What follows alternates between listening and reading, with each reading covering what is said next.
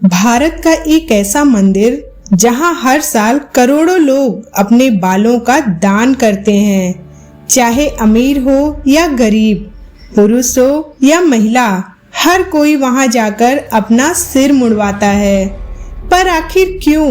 क्या इस प्रथा के पीछे सिर्फ मन्नत है या छुपा है द्वापर युग और कलयुग का एक ऐसा गहरा रहस्य जिसके गवाह खुद भगवान विष्णु हैं? नमस्कार दोस्तों, चलिए आज द हिडन मैथोलॉजी पर हम इतिहास के पन्नों और पुराणों के प्रमाण के साथ आपको इस प्रथा के पीछे छिपे रहस्य के बारे में बताते हैं। वीडियो को आखिर तक जरूर देखिएगा, क्योंकि अंत में हम आपको इसके पीछे छिपे कलयुग का वो सच भी बताएंगे कि आखिर दान किए हुए इतने सारे बालों का मंदिर परिसर करता क्या है। हम बात कर रहे हैं दुनिया के सबसे अमीर मंदिरों में से एक आंध्र प्रदेश के तिरुमाला पर्वत पर स्थित तिरुमला तिरुपति बालाजी मंदिर की। पौराणिक कहानियों के अनुसार कलयुग में जब भगवान विष्णु वेंकटेश्वर स्वामी के रूप में धरती पर अवतरित हुए तो वे तिरुमाला की पहाड़ियों में एक चींटी के पहाड़ के अंदर छिपे हुए थे। वहां एक गाय रोज आकर उनके ऊपर अपना दूध अर्पित करती थी। जब गाय के मालिक को यह पता चला तो उसने गुस्से में आकर गाय पर कुल्हाड़ी से वार कर दिया। भगवान वेंकटेश्वर ने गाय को बचाने के लिए खुद उस वार को अपने सर पर झेल लिया। कुल्हाड़ी के उस गहरे घाव की वजह से भगवान के सर के एक हिस्से के बाल हमेशा के लिए उड़ गए और वहां एक बड़ा निशान बन गया। भगवान के इस घाव और उनके सुंदर चेहरे पर बालों की कमी को देखकर एक गंधर्व राजकुमारी, जिनका नाम नीला देवी था, उनका दिल भर आया। पौराणिक मान्यताओं के अनुसार एक महिला के लिए उसके बाल उसका सबसे बड़ा गौरव और सुंदरता होते हैं, लेकिन नीला देवी ने बिना एक पल सोचे, अपनी सुंदरता की परवाह किए बिना अपने खुद के बालों का एक हिस्सा काटा और उसे भगवान वेंकटेश्वर के सिर के उस घाव पर लगा दिया। उनके इस निस्वार्थ त्याग और समर्पण से भगवान का घाव तुरंत ठीक हो गया। जब भगवान वेंकटेश्वर ने देखा कि नीला देवी ने उनके लिए अपनी सुंदरता का त्याग कर दिया है तो वे बेहद प्रसन्न हुए। भगवान ने नीला देवी को एक दिव्य वरदान दिया।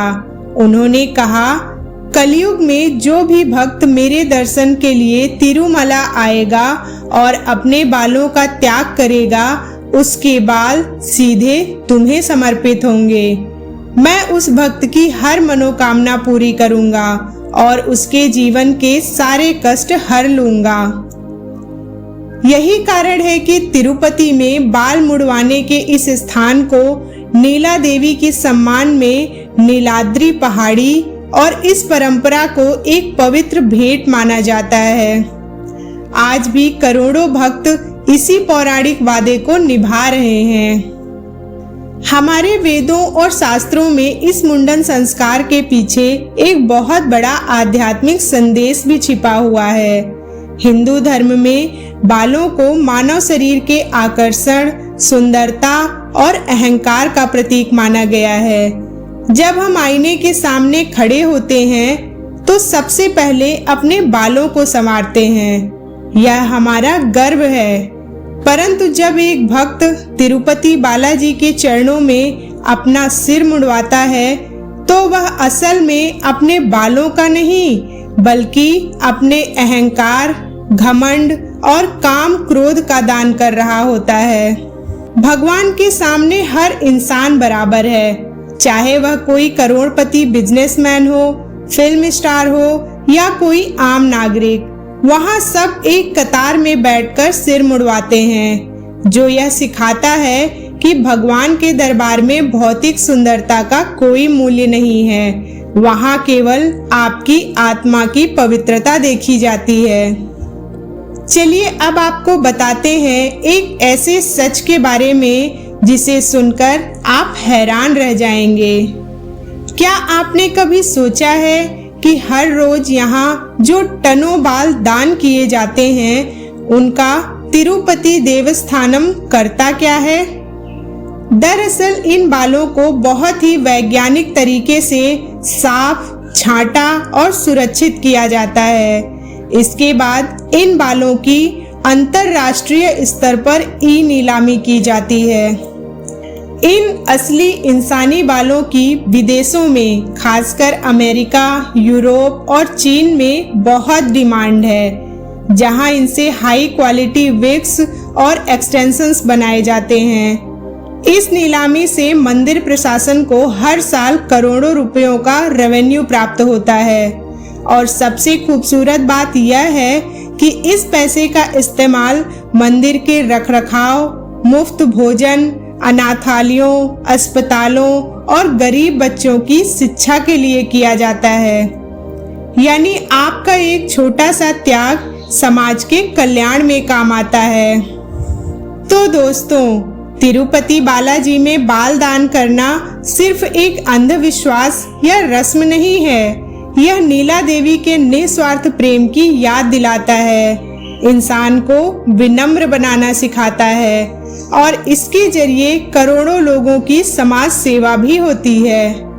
यही है सनातन धर्म की खूबसूरती, जहां हर परंपरा के पीछे एक गहरा विज्ञान और अद्भुत पौराणिक इतिहास छिपा होता है।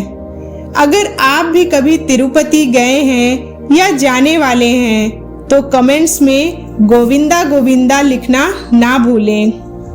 उम्मीद है आपको यह वीडियो पसंद आई होगी।